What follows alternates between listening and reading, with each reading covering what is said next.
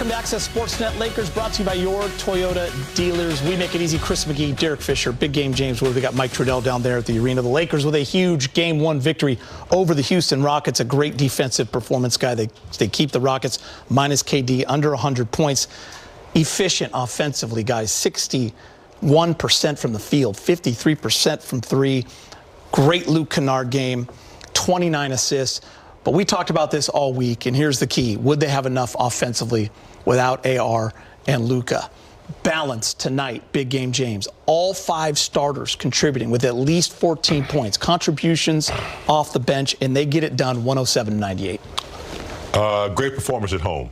Game 1, the Lakers established something that they held on to for the last month and a half or so, and that's just good chemistry.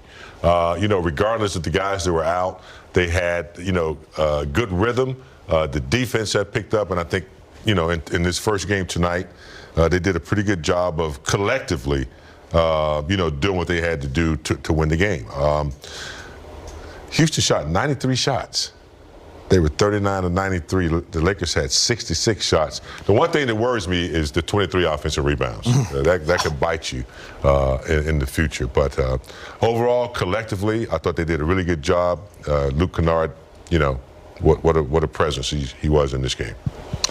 I mean, really quality win considering the circumstances. Obviously, Kevin Durant, changed things at the last minute for the Rockets, but the Rockets team, they're a good defensive team. And so even with Durant out, defense still travels. A lot of their guys that are the gritty, tough defensive players still played in this game. So to shoot the ball 61% from the field, to be able to get the quality of shots that you got against a good defensive team without 2 of your best offensive players, that's something that you can build on as this series goes on, that you can get the type of shots that allow you to shoot good percentages. And then the second thing, you started with the Lakers defensively, that can travel as well. Of course, Kevin Durant will change everything whenever he decides to return or can return. But the Lakers defensively were locked into the game plan and got the job done. LeBron just 2 rebounds shy of a triple-double. He's with Mike Trudell.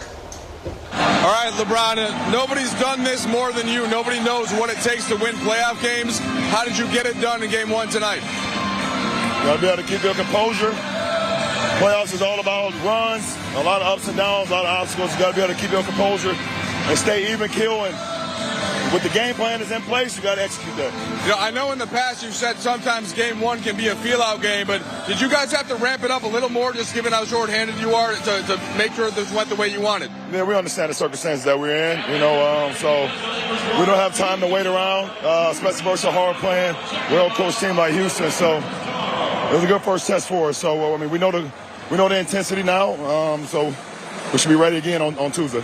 I know you let the game determine where you're going to fill in, where you're going to focus your efforts. 8 assists in the first quarter. Was there anything that you saw about the way they were playing or how you wanted to get your guys going?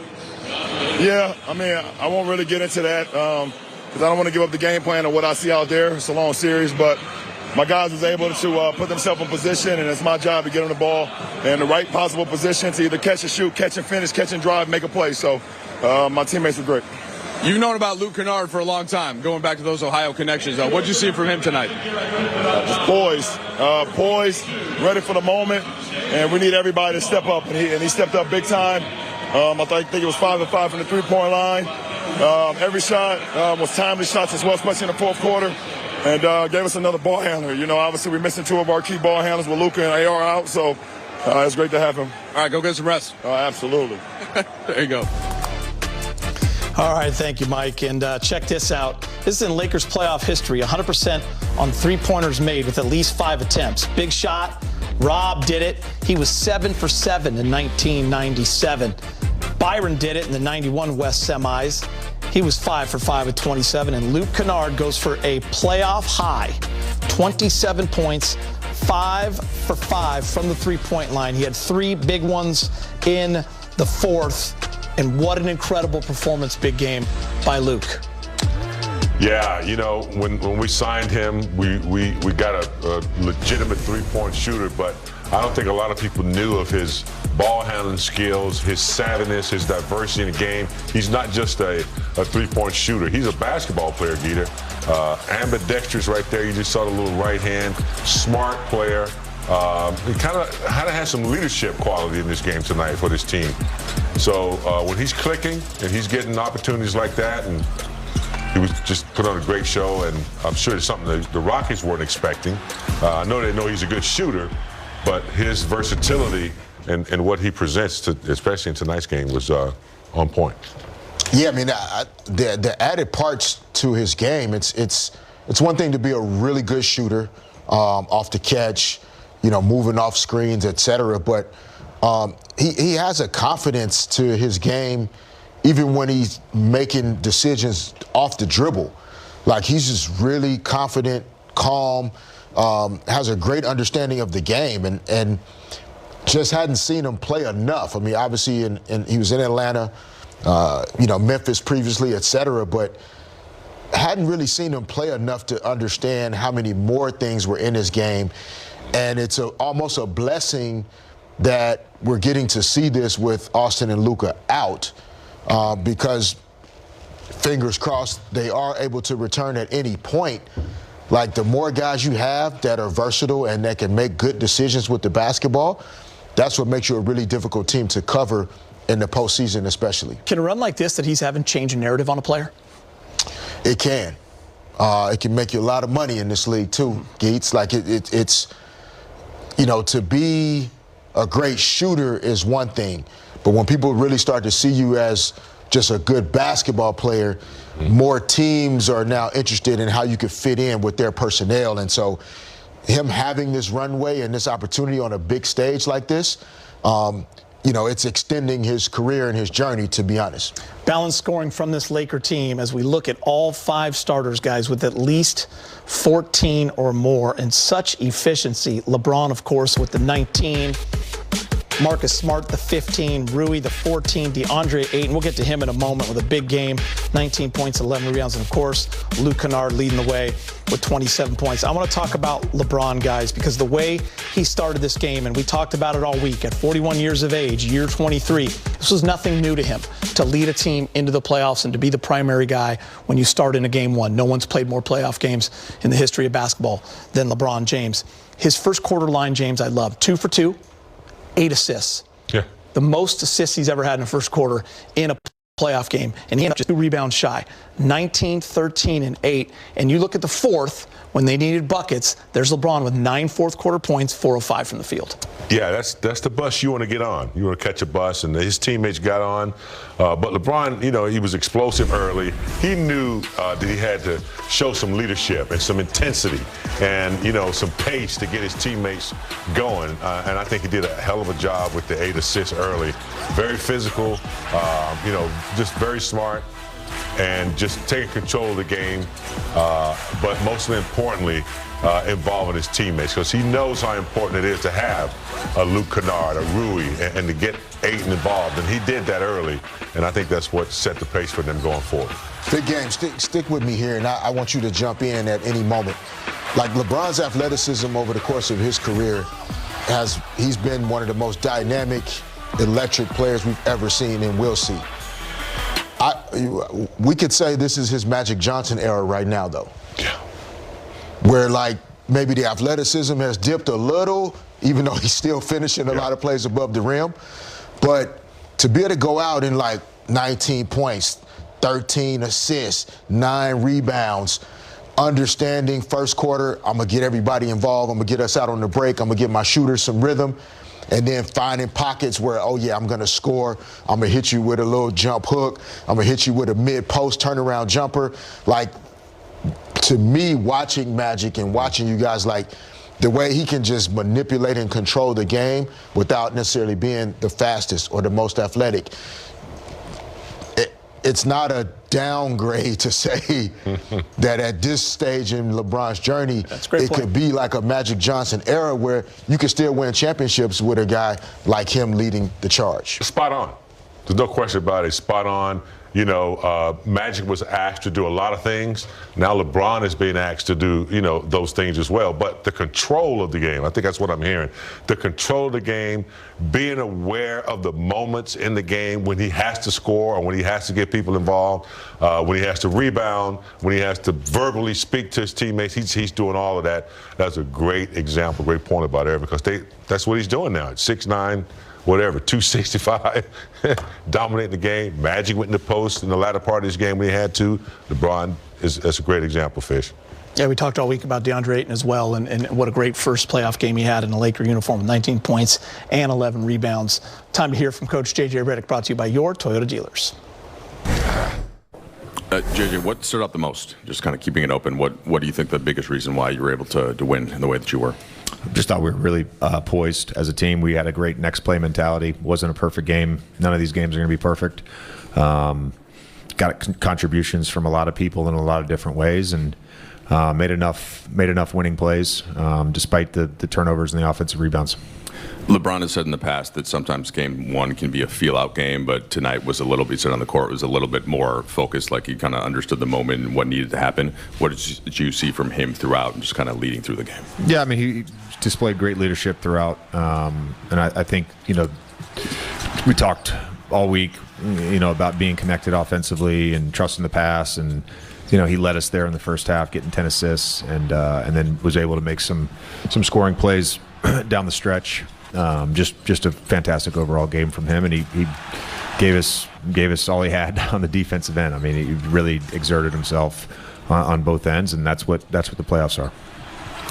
JJ, I don't want to make any assumptions, but I assume a fair chunk of your time this past week was building a defense that was going to try to stop or slow down Kevin Durant. Yeah, you're not going to stop Kevin Durant. How much of an adjustment, to go back to my question about adaptability earlier, was it for you and your staff to kind of figure out what you were going to do once you guys got the KD news? And then I guess, what did it say about your team's ability to kind of take that and put it into application? Yeah, I don't think it affected our mentality. Again, this is all we've talked about for 2 months, is just our playoff mentality, and it's you can't worry about who's in or out of a lineup. It's our game plan, it's our standards, it's how we play, and we've built towards that. And I thought our guys just responded well and met the moment. I mean, that's the biggest thing. You got to meet the moment in every game, and they were able to do that. There's a lot that you have to do with Kevin, and you just kind of scrap that and you move on to all the other stuff we worked on. You were asked about offensive pace earlier in the week. You mentioned that you prefer intentionality as the word. How much could you feel that intentionality in terms of not just what you guys ran offensively, but how you guys were running it, and how much did that, I guess, carry through for the remainder of the game? Yeah, we did a good job. I think the guys that were handling versus pressure overall did a nice job of getting us organized, and we ran a lot of the stuff we wanted to run, and we got a lot of good stuff. When we did shoot the ball, we were efficient. We missed some free throws, but again, this is going to be, can we take care of the ball? Over the course of 7 games, can we take care of the ball, and can we limit their offensive rebounds? JJ, when it comes to meet the moment, Luke Kennard seemed to do that. What did you like about his performance and his overall mindset game tonight? Yeah, I just like that he was aggressive shooting threes. I mean, he played a fantastic basketball game, but a couple shots that he's hesitated on or got the next thing. I mean, he just played really aggressive tonight and did a nice job. I mean, I don't know what our overall numbers were, but we came in at halftime and we had one of our highest paint touch rates of the entire season, and his ability to just kind of get to the next thing and turn the corner on off-ball stuff and touch the paint for us, and there's a snowball effect to that. We played a really good game. JJ, there was a really controlled and disciplined offensive night for you guys almost the entire night, outside of a couple minutes leading into the halftime. Yeah, was there a message to kind of correct whatever happened? Yeah, a lot of those were in transition. I mean, 6 were in the last 5 minutes, and we had, I think, 4 possessions in a row, 3 of which were in transition, and we want to look for transition opportunities, but we can also slow it down and execute and get what we want. We don't have to force them. Some of the turnovers at the end, I'll take some. I guess I don't really, but I guess I'll take some onus on that because I didn't have the extra timeout, but I was supposed to because Tyler didn't give it to me when I got the first challenge right. So we'll get clarification from the league on that. JJ, I think Houston got 20 more shots in the paint attempts than you guys. They only made 2 more overall. How much credit do you give to your defense for just Houston's poor efficiency in the paint offensively, and how much more are you concerned with limiting them getting? Yeah, I think there's still things we can clean up just in terms of our particularly early offense. Our compact shell, and we did a good job of. I know they took free throws, but we did a good job of contesting those 6 to 8 foot shots without fouling and using our length. I thought Da, Jackson, Braun, Rui, Vando, all those guys, Jake, just getting a contest is super important. JJ, speaking to that, just what did you think overall of the defensive performance from Da and kind of the energy that he brought to this game today? He was great. I think he was great on both ends. Again, we're at our best when he's playing at a high level. Oh, I was going to ask about Da. Anything else you want to ask? Anything else? Oh, I guess with the defensive rebounding, what did you see? Because you said earlier in the week that you knew that they're going to get offensive rebounds. It's part of their profile, but yeah. What could you do better on that end? Well, I think they normally always have one of their athletic wings, and it's usually Thompson down in the dunker, particularly on paint shots. A lot of times teams that are high volume 3-point shooters that also crash, i.e. Golden State, i.e. Phoenix, those teams, they're crashing from the perimeter. A lot of times they're crashing within a very compact shell, and so it makes it difficult. I think we've just got to continue to be physical, and we had a number of really good possessions, and if they're missing, there's naturally going to be, you go to at halftime, they had I think 7 offensive rebounds on 26 missed shots, and so that's well below their season average for offensive rebound rate. So we did a good job in the first half. I think that and the turnovers from the second quarter on is really where we kind of got mucky with the game. Thanks, guys. All right, Fish. Luke Kennard, Access 360. Break it down. You going to the wall? I'm staying not sure here. if I'm gonna go to the wall. Yeah, you are, like we Fish. should go to the wall. Go to the wall. The wall is waiting. Playoff time. You know what I mean? Luke Kennard definitely reminded us that it's playoff time tonight.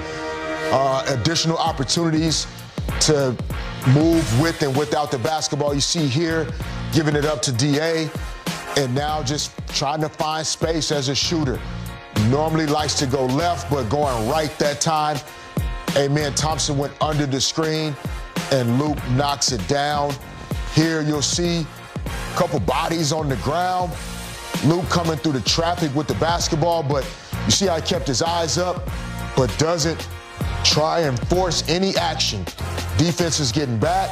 He keeps his Nash dribble, a la Steve Nash, gets back around on balance, knocks down the 3, and you see the emotion and how much he cares about helping his team win. And then got denied there, goes off of these screens, and now you got this little zoom action, screen, handoff. If he goes under, you make him pay for not going over the top.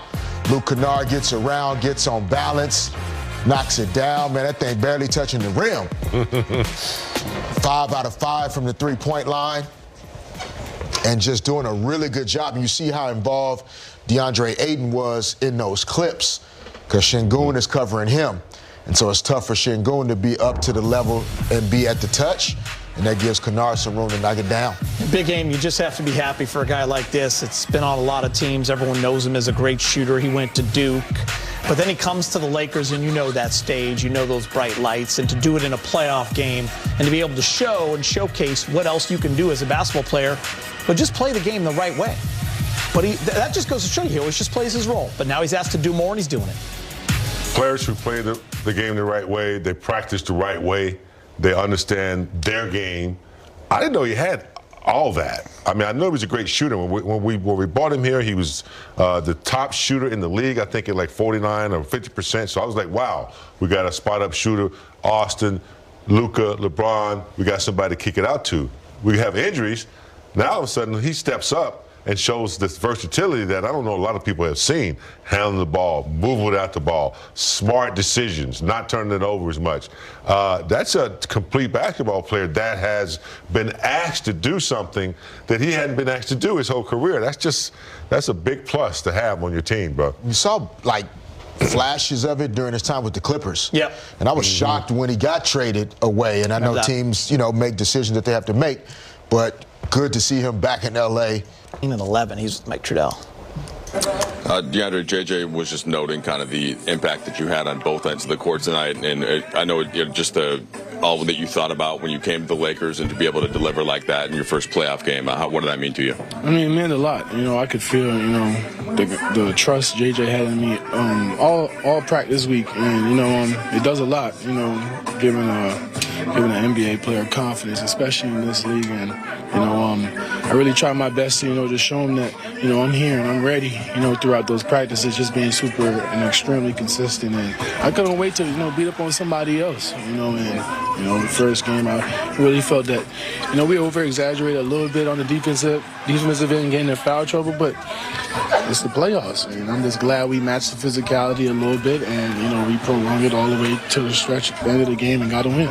You played a big role in holding Şengün to a pretty inefficient night. I want to say it was like 6 for 19, something like that. What's the challenge that he brings, and how were you able to meet that tonight? Yes, I mean, it takes the whole team to guard Şengün. Just hearing my chefs and my low man just talking to me out there gave me more confidence to guard him. But it takes the whole team. He's a really great player, and he's an all-star. It takes the whole team to really lock in and just try to be disruptive and just be in his way a little bit. And there was so much talk coming into this thing about how you guys would get points with Luka out, but I thought it was really the defense that kind of set the standard tonight. Is that accurate, and can you describe what you guys did? No, most definitely. I felt like the second efforts on the defensive end really got us moving a little bit, and we are taking pride with this new team having our superstars out, creating on the defensive end, to start our offense and get us in, get us moving and just get us in offensive rhythm, get the crowd in it a little bit. It's the playoffs, who don't want to see a team run on the fast break and get some points. LeBron had 8 assists in that first quarter, 10 in the first half. How vital was that to your production offensively? Yeah, he opened up the floor super early. Just me touching the ball already, there's really no excuse to not play hard when you're on the floor with LeBron and he's looking for you. And, I just really like the terminology out there with the communication between him and Marcus. And, it made things really easy. Guys on what position to be in on the floor, where JJ wanted us. Brown was ahead of all of that, him and Marcus. When you start to think about game 2, what are some of the first thoughts that come to your mind? Really just consistency on the boards. I felt that they really were crashing, the boards heavily, and, got them some easy possession and mucked it up a little bit and made it extremely scrappy, that got them to the free throw line and in the bonus. But I just feel like, we go back in the lab and just, lock in on that to see who really crashing and who's, where our vital areas is and what we need to take. Start 7:30. That'll be on NBC. Friday, it shifts to Houston, a 5 p.m. start on Prime. Game 4, Lakers at Rockets, 6:30 on NBC. Luke Kennard with Mike Trudell in the media. It's hard to come through in, I guess, a bigger way than you did tonight in Game 1. It's just Game 1, but what were the feeling coming off the court, and where did you think that started for you guys? Yeah, no, it was great. Obviously, it's great to get the first one, protect home court, do what we're supposed to do. Overall, I thought we executed very well. There's obviously, our 2 main keys are offensive rebounds and turnovers, and struggled a little bit with both of those. Overall, pretty good. I thought second quarter got away from us a little bit with the turnovers, got a little sloppy there, but we stayed poised and organized throughout that entire game. And credit to everybody, coaches, teammates, everybody for just believing in each other throughout that and the entire course of the game. And overall, like I said, it feels good to get the first one. The asks of you, without Luka and without Austin are more, just ball handling, kind of creating shots and such. And remember the Dallas game, you had the triple-double, but you didn't shoot well. How did you manage to do more, but then also hit your threes and find a way to get them up tonight? Yeah, honestly, I feel like those games leading up to now, I developed a rhythm, kind of playing in that role. It gave me confidence going into the playoffs of kind of doing more and being controlled and poised and looking for my shot when I can. So tonight it was no different. Shots just went in, and again, it's just having that mentality of getting everybody organized when I can and looking for the best shot available, and again, just being aggressive and Luke, you were late to this team. This group played. This group played. 14 games to start the year without LeBron and had to figure it out. And played, a month and a half in the middle of the season without Austin. Kind of had to figure it out. Like, what have you just made of the overall adaptability of this team? Yeah, I think since I've been here, some guys have been out. We haven't been fully healthy a lot. So it just speaks on the guys in the locker room staying ready, being ready. Guys stepping up in big moments, making big shots. I feel like everybody tonight is especially, even like Smart, he hit that big three there at the top of the key. He struggled there from the three. He was talking about it. He was in his head a little bit, but if you know Marcus, he's obviously a winner. But he hit the big time three at the top. Brown hit some big shots for us, made big plays. Rui, DA on the defensive end especially. So everybody played a big role tonight, and I feel like that kind of just speaks to what we've been, the last few weeks with guys out. So again, it's going to take everybody. We know that. We got to continue to elevate each other and push each other, and continue to. LeBron, what pleased you the most about not just getting the win tonight, but the way your team played? I just think our composure. Obviously we were going against a well-coached, super athletic. They caused a lot of havoc. I think our composure, even when they made a run at the end of that second to cut the lead to 2, we came out in that third quarter and was able to withstand that and pretty much play the game that we wanted to play. We had a great game plan, and we tried to execute that as close to 48 as possible. LeBron, you guys had all 5 starters in double figures, 29 assists. We've talked about this week how, without Luka and Austin, it'll be a collective. Just how much can tonight serve as a blueprint for what it's going to take for this series? We don't have a choice. It has to be that way. It has to be a collective group. When you're missing so much firepower like we are right now with AR and Luka being out, we all have to pitch in. We all have to do our job and even do a little bit more, protect one another offensively and defensively, and I think we did that tonight.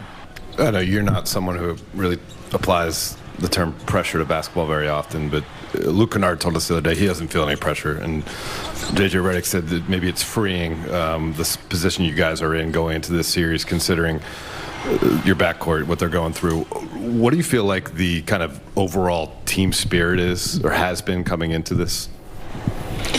We just want to prepare ourselves the best way we can. I thought we had a great week of preparation, but we got to continue that.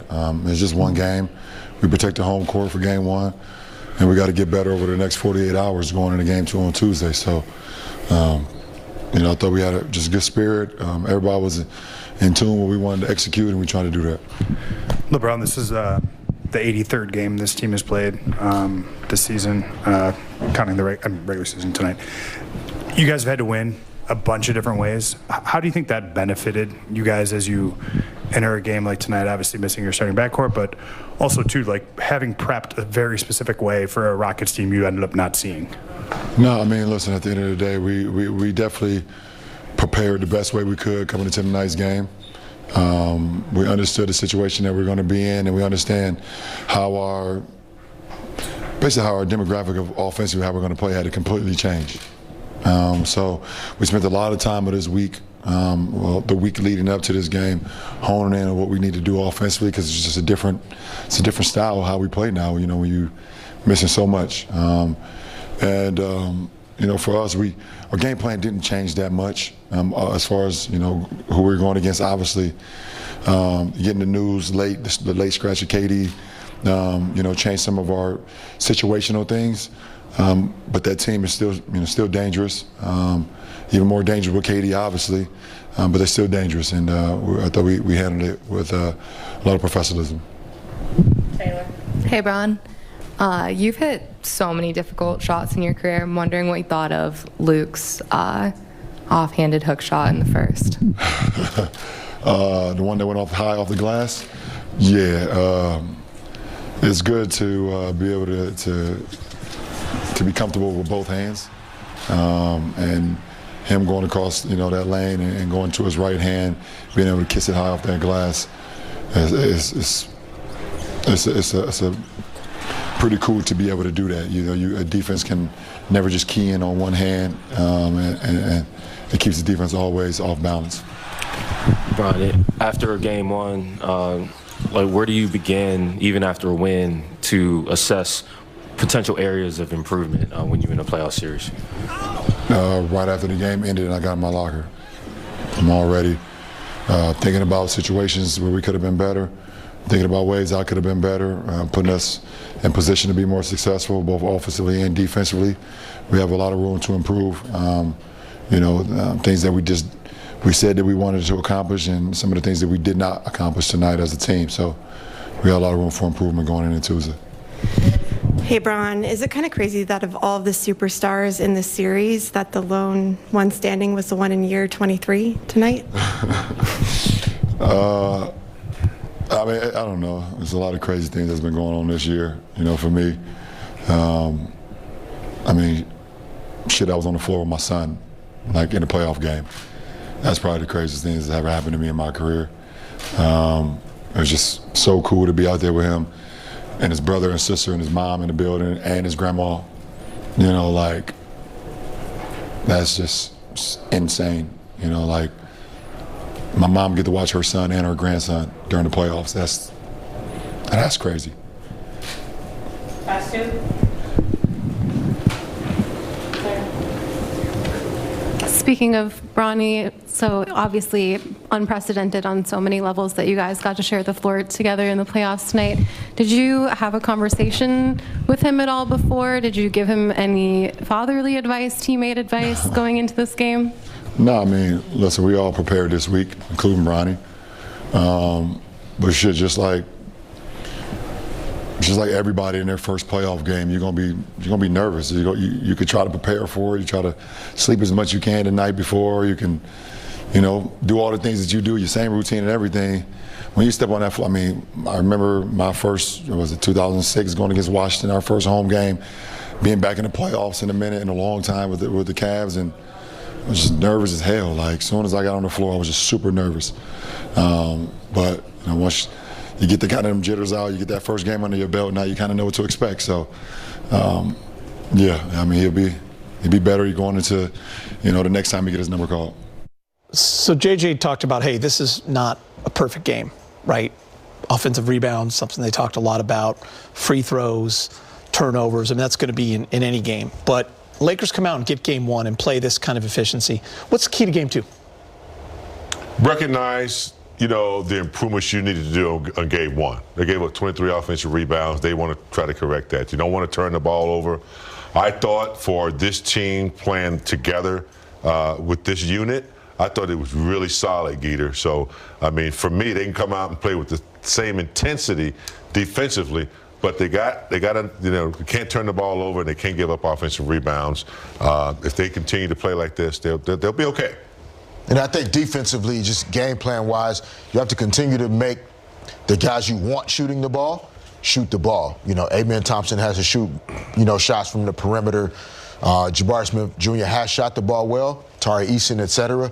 You can't allow Durant and Şengün to beat you. And KD most likely will play on Tuesday, I have a feeling. For D-Fish, big game, Mike Trudell and Chris McGee, thanks for watching.